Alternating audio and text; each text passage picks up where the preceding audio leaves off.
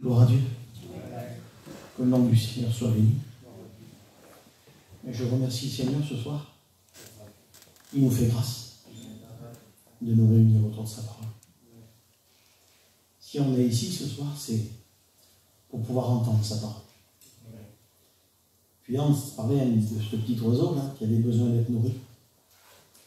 Vous savez ce qu'il est dit dans la parole? L'homme ne vivra pas de pain seulement, mais de toute parole qui sort de la bouche de Dieu.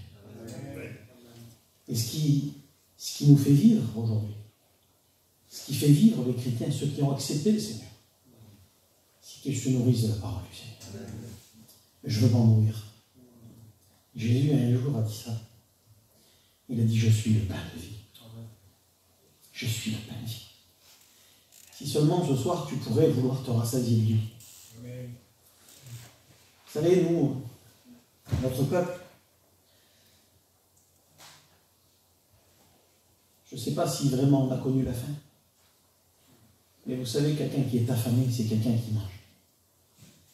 Et si ce soir ton cœur a faim, eh bien tu vas te nourrir. Amen. Puis je réfléchissais cet après-midi, je savais que je faisais la réunion ce soir, et je disais: Seigneur, qu'est-ce que je peux bien dire? Et puis j'avais préparé quelque chose de beau, quelque chose de cadré, quelque chose de... Et quand je suis venu ici, Jésus a mis ces mots sur mon cœur. Il a dit: parle-leur de moi. Et puis le frère Didier a dit ça. Il a dit un mot, un petit mot.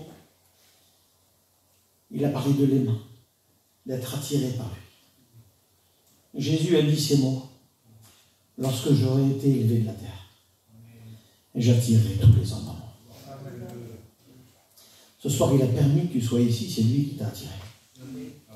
C'est lui qui t'a fait rentrer ici, c'est lui qui t'a attiré. Il t'a attiré par des cordages d'amour. Puis c'est son amour qui t'attire ici. C'est son amour qui t'attire ici. Pourquoi? Pourquoi son amour t'attire ici? Parce qu'il t'aime. Il t'aime d'un amour éternel. Il ne t'aime pas comme les hommes. Il ne t'aime pas comme ta famille. Il t'aime d'un amour éternel. Il t'a tellement aimé, bien qu'il s'est donné. On connaît ce texte de la parole de Dieu. C'est un texte qu'on peut réciter par cœur, mais combien il me fait du bien ce soir, combien il me touche. Car Dieu a tant aimé. Car Dieu a tant aimé le monde, qu'il a donné son Fils unique, afin que quiconque croit en lui, il faut que tu crois ce soir, afin que quiconque croit en lui ne périsse point, mais qu'il ait la vie éternelle. La vie éternelle, ce soir, c'est que tu puisses croire en lui. Que tu ne puisses pas croire en les hommes. C'est pas important, les hommes. Parce qu'il n'y a pas de solution dans l'homme. Et puis le frère Didier a parlé de cette femme, justement, qu'elle a cherché la solution dans les hommes. L'histoire nous dit que cette femme était malade depuis longtemps, 12 ans. Elle était malade depuis 12 ans. Et puis elle avait tout dépensé, ses biens. Ne trouvera aucun soulagement. Si tu te confies dans les hommes, tu ne trouveras aucun soulagement. Parce que tu me verras moi, on va vivre ensemble, tu vas voir que j'ai des défauts. Et si on vit avec Didier, mais il aura des défauts aussi. Dans l'homme, il y a l'imperfection. Mais en lui, il y a la perfection. Dites amen. En lui, il y a la perfection. Lui, il est le parfait. Qui est venu mourir pour l'imparfait, pour nous. Il est le parfait. Je voudrais parler de lui ce soir. Et puis cette femme, elle a tout dépensé. Mais quand elle s'est approchée de lui, la Bible dit, l'histoire nous dit, ça se trouve dans l'évangile de Marc, au chapitre 5 et au verset 25. Eh bien, cette femme, quand elle s'est approchée, elle avait entendu parler de ce que Jésus avait fait. On le lit dans l'évangile de Marc, ayant entendu parler de Jésus. Toi, tu sais ce que Jésus fait. On l'écoute à travers le témoignage de nos familles. On entend ce que Jésus, les hauts faits de Jésus. Des personnes qui ont été délivrées de la drogue. Des personnes qui sont passées de la mort à la vie, des ténèbres à la lumière, du péché à la sainteté. Et tu le sais, tu es au courant de cette femme, ayant entendu parler de Jésus, elle avait entendu. Elle savait ce que Jésus faisait. Qu'il bénissait, qu'il guérissait. Que Jésus était là pour celui et celle qui s'approchaient de lui. Et cette femme, elle avait été déçue des hommes, elle avait tout dépensé. Peut-être des hommes t'ont déçu. Je Je ne sais pas pourquoi je dis ça. Peut-être des hommes t'ont déçu. Moi, ça fait des années que je marche avec le Seigneur. Et puis certaines personnes m'ont déçu. Mais ma foi n'est pas fondée sur les hommes. La foi de cette femme-là n'a pas été fondée sur les hommes. La foi de cette femme a été fondée sur Jésus. Ayant entendu parler de Jésus. La foi vient de la parole de Dieu. La foi vient de ce que l'on entend. Et ce que l'on entend vient de sa parole. C'est sa parole qui a suscité la foi dans son cœur à elle. Elle a suscité, ça a suscité la foi. Et elle a désiré. Elle a désiré s'approcher. Elle a désiré s'approcher. Et puis, quand elle s'est approchée, mais elle ne s'est pas approchée n'importe comment. Parce que laissez-moi vous dire que quand on s'approche de Jésus, on ne s'approche pas de Jésus n'importe comment. On ne vient pas devant Jésus n'importe comment. L'histoire nous dit que lorsque la foule passait dans une petite ville, c'était à Capernaum. Et puis, tous ceux qui voyaient passer Jésus voulaient s'approcher de Jésus. Il y avait certaines personnes qui s'approchaient de Jésus, mais ils s'approchaient de Jésus avec leurs idées, leurs pensées. Mais elle, lorsqu'elle s'est approchée avec une condition différente. L'histoire nous dit que là, cette femme-là, elle était effrayée et toute tremblante. Face à Jésus, il doit y avoir un respect. On ne s'approche pas de Jésus n'importe comment. L'histoire nous dit que cette femme, lorsqu'elle s'est approchée de lui, elle lui a tout avoué. Elle lui a tout dit. Elle s'est approchée, effrayée, toute tremblante, et quand Jésus a dit « Qui m'a touché ?» L'histoire nous dit que là, elle lui a tout avoué. Si tu veux t'approcher de Jésus, il faut que tu lui avoues. Que tu lui dises ce que tu as au plus profond de ton cœur. Parce que si tu ne lui dis pas ce que tu as au plus profond de ton cœur, même s'il le sait, il a besoin que tu lui dises. Parce que la parole de Dieu nous rappelle ces mots. Celui qui avoue et qui délaisse. Qu'est-ce qu'il obtient? Dites-le avec moi. Miséricorde. Et cette femme, elle lui a tout avoué. Elle lui a certainement dit qu'elle avait tout dépensé, qu'elle s'était confiée dans les hommes et qu'elle était... Et puis, la parole du Seigneur nous rappelle que lui, il est venu. Son but, il est venu pour rendre libres les captifs. Il est venu pour guérir ceux qui ont le cœur brisé. Elle avait le cœur brisé, elle était malade, ce femme-là. Et il n'y avait pas de solution pour elle. Elle est venue avec un cœur brisé, un cœur contrit. Puis la parole de Dieu nous rappelle qu'il est venu pour guérir ceux qui ont le cœur brisé. La vie t'a certainement brisé le cœur. Laisse-le mettre du baume sur ton cœur.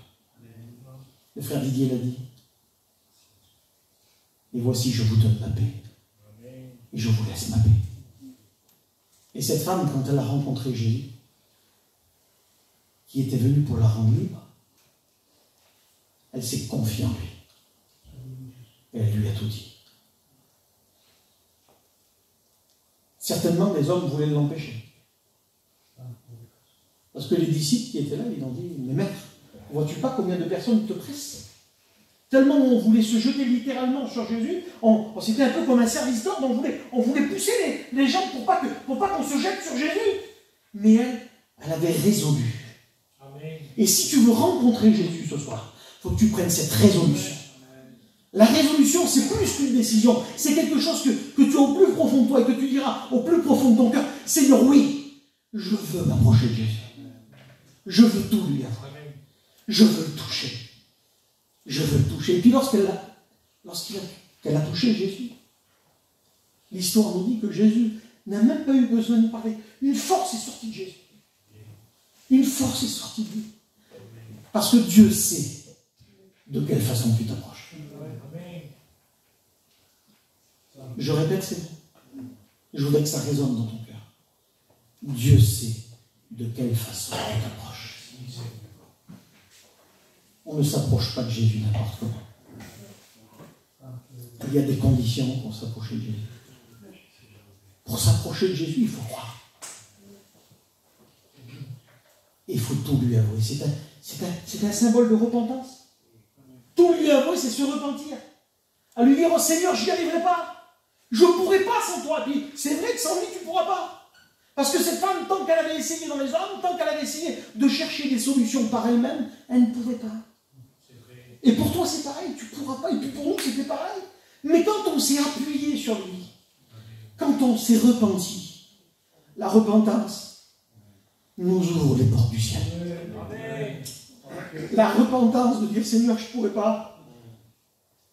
Ose dire à Jésus, j'ai peur. Ose dire à Jésus, j'ai peur de ne pas y arriver. Tu es un homme ou peut-être une femme de parole, tu es un homme de parole, mais tu as cette crainte de dire, j'y arriverai pas. Et puis tu considères Dieu, tu respectes Dieu, et tu dis en ton cœur, je ne veux pas le décevoir, je ne veux pas lui faire une promesse et pas la tenir. Mais là, à ce moment-là, tu t'appuies sur tes propres forces à toi. Et c'est ce qu'elle faisait elle-même, elle s'appuyait sur ses propres forces à elle. Mais si tu t'appuies sur ses forces à lui, je voudrais que vous disiez Amen, mes chrétiens. Qui c'est qui s'est appuyé sur ses forces à lui? Levez vos mains. Levez vos mains, les chrétiens. On s'est appuyé sur ses forces à lui. J'ai voulu m'appuyer sur ses forces à lui. Je ne me suis pas appuyé sur un mouvement évangélique, sur une mission, sur une église, sur une dénomination, sur un pasteur. La Bible dit, il n'y a de salut en aucun autre. Car il n'y a aucun autre nom sur la terre des hommes qui nous a été donné parmi les hommes, si ce n'est que Jésus. Amen. Jésus. C'est Jésus qui sauve. C'est Jésus qui délivre. Cette femme avait besoin d'une délivrance. Elle était malade et tu as peut-être besoin d'une délivrance. Parce que la Bible dit qu'il est venu. C'est son but, Kéline. C'est son but. Il est venu pour rendre libres les captifs. Les captifs. Elle était captive de cette maladie, mais toi, tu es peut-être captif de tes pensées. Frère Hans se disait aujourd'hui, l'ennemi frappe dans les pensées. Tu es captif peut-être de tes pensées. Tu es captif peut-être de tes choix, de tes mauvais choix. On est captif. Mais Jésus est venu pour rendre libre les captifs. Il est venu pour te libérer. Et puis je vais dire, c'est des mots qui résonnent dans mon cœur. Je disais tout à l'heure avant de monter ici, Seigneur, aide-moi à leur parler de toi. Et là, les mots que Jésus met dans mon cœur, c'est ça. Venez à moi, vous tous, qui êtes fatigués et chargés. Je vous donnerai du repos. Est-ce que tu veux du repos de Dieu? Moi, je veux le repos de Dieu. Le repos de Jésus. Est-ce que tu veux le secours de Jésus? Moi, je veux le secours de Jésus. Je l'accepte, le secours de Jésus. Et si je pourrais m'approcher de lui, pousser certainement des gens pour le toucher, eh bien, j'oserais le faire. Parce que la Bible dit que c'est celui qui s'approche de Dieu. Eh bien, Dieu s'approche de lui. Quelle beauté. Ça veut dire que si toi, dans ton cœur, tu décides de t'approcher de lui, eh bien, lui, dans son cœur, il désire s'approcher de toi. C'est pas beau, ça? Et puis, je vois aussi de ce texte, je suis obligé de vous le dire. Lorsque j'aurai été élevé de la terre, j'attirerai tous les hommes à moi. Et puis, il va aller plus loin que ça. Il va dire, je ne mettrai pas dehors celui qui vient à moi. Jésus est venu pour qui, mes frères et sœurs? Il est venu pour ceux qui ont besoin de lui. Je voudrais que vous disiez Amen. Amen. Et puis quand on regarde dans les évangiles, tous ceux qui s'approchaient de Jésus, cette femme était malade depuis 12 ans, elle avait tout dépensé, mais ceux qui s'approchaient de lui, il est venu un jour pour un homme qui était possédé de plus de 6000 démons. Il a traversé le lac de Tibériade, il a traversé une mer qui était déchaînée avec les disciples. Il a dit, passons de l'autre bord, et là, il y a un homme qui était là, lié, captif, enchaîné. Il vivait dans les sépulcres avec le respect que je vous dois. Et puis, il était là, il était malheureux. Il n'y a pas plus. Vous savez, je vais vous dire simplement ça. On est malheureux sans Dieu. On souffre sans Dieu. Sans Jésus, on n'est pas bien. Il y a 2 jours, là, il était 1h du matin. Mon téléphone sonne. Et quand mon téléphone sonne, j'ai un numéro que je ne connaissais pas. Puis là, je décroche. Un jeune de 20 ans.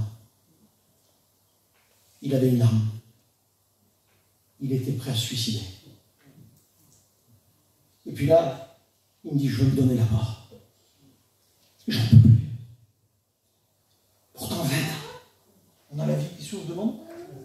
Et je me disais, comment il est malheureux. Et puis je lui ai parlé du Seigneur. Je lui ai parlé de Jésus. Je lui ai présenté Jésus. Je lui ai dit que Jésus était la solution à son problème et que Jésus pouvait le libérer de ses pensées négatives, de ses pensées qui voulaient l'emmener loin de Dieu. Et là, je lui ai présenté, j'ai prié pour lui. Il a été visité par Dieu. Il a été visité par Dieu. Il a jeté l'arme. J'ai dit, est-ce que tu veux que je vienne te voir? J'étais dans mon lit, j'étais couché. J'ai dit, est-ce que tu veux? Parce que j'avais peur, j'avais crainte que ce jeune fasse cette bêtise-là. Alors qu'est-ce que j'ai fait? Je dis, écoute-toi, je où c'est que tu es? Je vais venir voir. Il dit, non, il dit, j'ai ressenti sa paix. Tu ne dis pas amen? J'ai ressenti. Le Saint-Esprit a parlé à son cœur qu'il appelle un serviteur de Dieu. Et moi, ce n'est pas des mots qui viennent de moi que j'étais en train de lui dire, j'étais endormi, il était 1h du matin. Et puis ma femme s'est mise à genoux quand ce jeune me parlait. Ma femme intercédait. Et puis là, le Saint-Esprit m'a donné les mots pour pouvoir lui parler. Comme tu entends ces mots ce soir, tu as besoin de Jésus. Sans Jésus, tu es malheureux. Et il y a un petit cantique qu'on chantait dans la mission, les frères anciens se rappellent. Si tu veux le bonheur, le vrai bonheur, un jour, un homme va dire, mais qui il fera avoir le bonheur? Si tu veux le bonheur, il faut que tu laisses rentrer Jésus.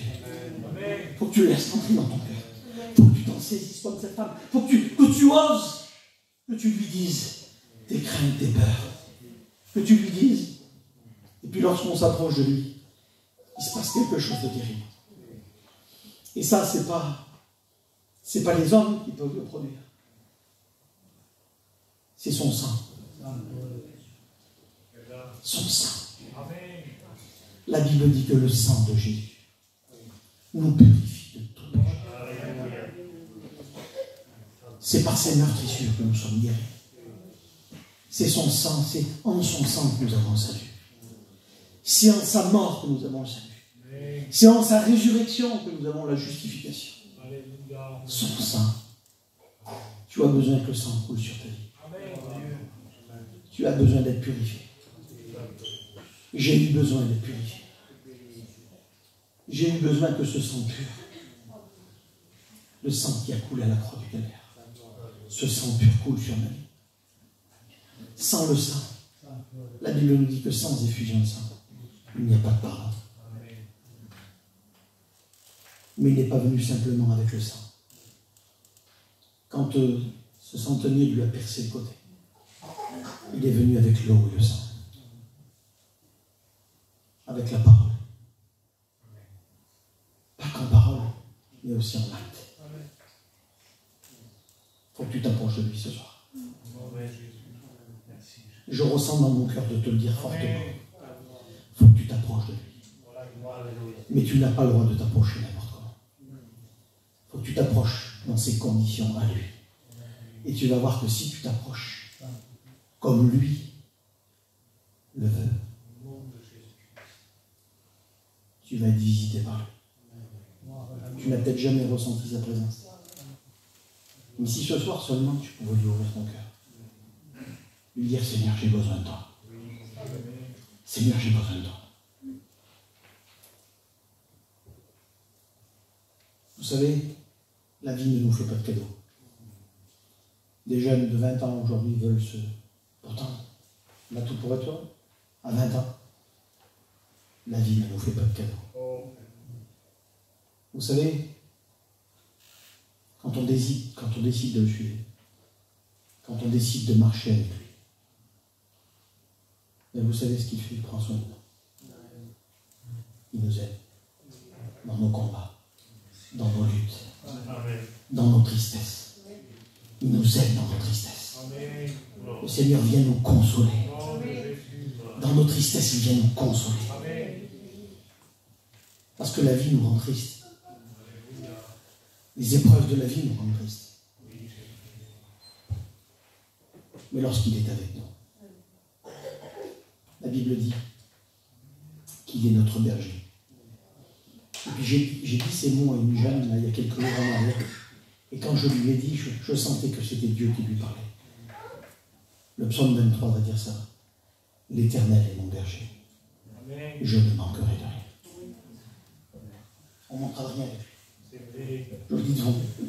Pourquoi? Pas parce que je te le dis moi, mais parce que c'est écrit ici, dans la Bible, la parole de Dieu. C'est le testament que Dieu nous laisse. Si je suis ton berger, tu ne manqueras de rien. je te conduirai. Moi, je veux qu'il me conduise. Alors, parfois, ce sera les verts pâturages. Oui. La nourriture en abondance, Kevin.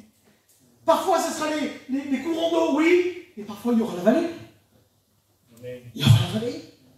Mais lorsqu'on passe la vallée des larmes, la vallée de Baca, la vallée des pleurs, eh bien, la Bible dit, l'Éternel est mon berger. Je ne manquerai de rien. Je ne manquerai de rien. Car il est avec moi. Et il te le promet. Il sera avec toi tous les jours. Tous les jours. Jésus te promet, écoutez bien, c'est une promesse du ciel divine, c'est un sceau. On ne peut pas faire autrement. Parce qu'il nous l'a promis. Et voici, je serai avec vous tous les jours. Jusqu'à la fin du monde. Et puis tout ce qui en découle du psaume 23 à la fin. Oui, le bonheur et la grâce m'accompagneront tous les jours de ma vie. Et il y a une promesse, et j'habiterai. Et c'est ça le but final. C'est pourquoi on suit Jésus. Parce que qu'est-ce qu'il y a sur la terre? Bon, en réalité, il n'y a rien. Notre but à nous, c'est d'aller dans le ciel. Il dit oui, j'habiterai dans la maison de mon Père. Amen. Moi, je vais y aller. C'est mon but. Je me suis converti, j'étais tout jeune, j'avais 15 ans. 15 ans, j'étais un petit. 15 ans. Pendant toutes ces années, j'ai eu des moments durs. J'ai eu des moments où c'était pas facile. J'ai ma soeur qui a fait une dépression pendant 4 ans. Elle était devenue, sa tête, elle était baptisée, et puis elle a une glande qui lui mettait trop d'hormones dans la tête, et puis c'était une chose terrible. Je disais, Seigneur, j'ai souffert. J'étais chez mes parents, je voyais ma soeur ma grande soeur, elle a 7 ou 8 ans de plus que moi, et elle prenait soin de moi, et puis là je disais, Seigneur, pas ma soeur. Et ça a duré 4 ans. Ma soeur était dans une maison de repos, un hôpital psychiatrique, et j'allais la voir. On aime nos familles. Le sang, c'est quelque chose d'important. On aime nos frères ou sœurs, nos parents, c'est quelque chose d'important. Et là, quand je rentrais, je ne sais pas pourquoi je vous dis ça, mais je vous le dis ce soir, je vous parle avec mon cœur. C'est la première fois que je le dis dans une réunion. J'ai jamais expliqué ce témoignage-là. Je ne l'ai jamais dit. Mais ce soir, je ressens le besoin de vous le dire. Et on se laisse conduire par le Saint-Esprit. Parce que je sais peut-être qu'il y a une personne qui a besoin d'entendre ces mots. Et là, j'étais un jeune, je devais avoir 17, 18 ans. Et je pleurais. J'avais rencontré Jésus. Dieu m'avait baptisé du Saint-Esprit. J'étais une nouvelle créature. Et là, je cherchais mon repos en Dieu, la paix en Dieu. Mais ma sœur souffrait. Et l'ennemi venait me parler. Il venait me faire du mal dans mes pensées. Jamais elle s'en sortira. Jamais elle s'en sortira. Et puis on lui faisait des lasers, des examens pour essayer de faire réduire cette glande, pour essayer de diminuer ça. Et puis plus on lui faisait des examens, plus ça allait en empirant. Un peu comme cette femme. Plus on cherchait la solution dans les hommes, et puis plus ça allait en empirant. Et puis quand on parlait avec ma soeur, elle déraisonnait, elle n'avait plus sa tête. Et un jour, j'étais sur le parking de l'hôpital psychiatrique. J'allais voir ma soeur avec mon père. Mon père et ma mère étaient rentrés dans la chambre. Et moi, j'étais resté dans la voiture. Et là, j'ai fait une prière à Dieu. J'ai parlé au Dieu des cieux. J'ai dit, tu es Dieu. Rien n'était impossible, Seigneur. J'ai dit, Seigneur, qu'est-ce qu'une maladie pour toi? C'est toi qui as créé nos cellules, qui a fait battre le premier battement de ton cœur. Et là, je priais, je parlais à Dieu, je m'adressais à Dieu. Et là, j'ai dit, Seigneur, je ne veux plus intervenir. J'ai placé ma confiance en lui. C'est ça la foi. La foi, c'est de lui faire confiance. Je voudrais que vous disiez Amen. La foi, c'est de croire en ses promesses. La foi, c'est plus ferme assurance, la Bible dit, d'une chose qu'on espère. Et là, j'ai dit, Seigneur, je veux que tu interviennes. Mais dans mon cœur, c'était un son. Vous savez, c'est une assurance. Et là, ma soeur avait une permission, c'était le week-end, de sortie. Et puis, elle faisait 34 kilos. Mon père, pendant 4 ans, lui a donné la petite cuillère pour le nourrir. Mon père a vécu un enfer. Ma soeur était mariée, elle avait 3 petits bébés. Et elle dormait entre mon père et ma mère. Elle ne pouvait pas faire autrement. Quand elle sortait le week-end, elle dormait avec mes parents. Elle n'avait plus de foyer. L'ennemi était venu, il avait tout détruit. Et mon père priait. Vous savez, l'ennemi parfois frappe fort. Écoutez ce que je vous dis. Parfois l'ennemi frappe fort. Les épreuves de la vie parfois sont là.